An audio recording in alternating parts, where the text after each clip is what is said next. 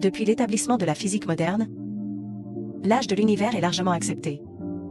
Il aurait environ 13,8 milliards d'années.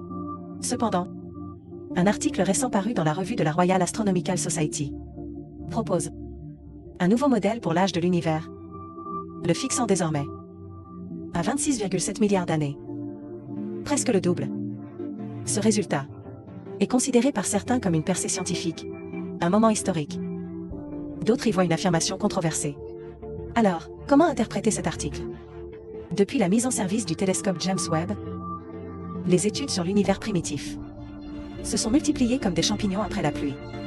Une découverte surprenante est que les astronomes ont trouvé des étoiles extrêmement anciennes, dont le développement dépasse de loin la maturité attendue de l'univers. Cela implique que ces galaxies ont mûri incroyablement vite au début de l'univers, ou que notre compréhension de l'âge de l'univers est fondamentalement erronée. Pour connaître l'âge réel de l'univers, il faut d'abord comprendre comment il est calculé. Les observations montrent que l'univers est en expansion. C'est un fait incontestable, pas une simple théorie. Si nous pouvons déterminer de combien l'univers s'est élargi depuis ses débuts jusqu'à aujourd'hui, et comment son taux d'expansion a varié, nous pouvons calculer le temps total écoulé, soit l'âge de l'univers. Le taux d'expansion de l'univers se reflète dans la vitesse à laquelle les corps célestes s'éloignent de nous, appelée vitesse de récession.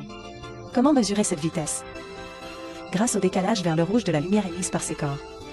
Le décalage vers le rouge et l'étirement des ondes lumineuses dues à l'expansion cosmique. Ce phénomène prouve que les corps célestes s'éloignent de nous.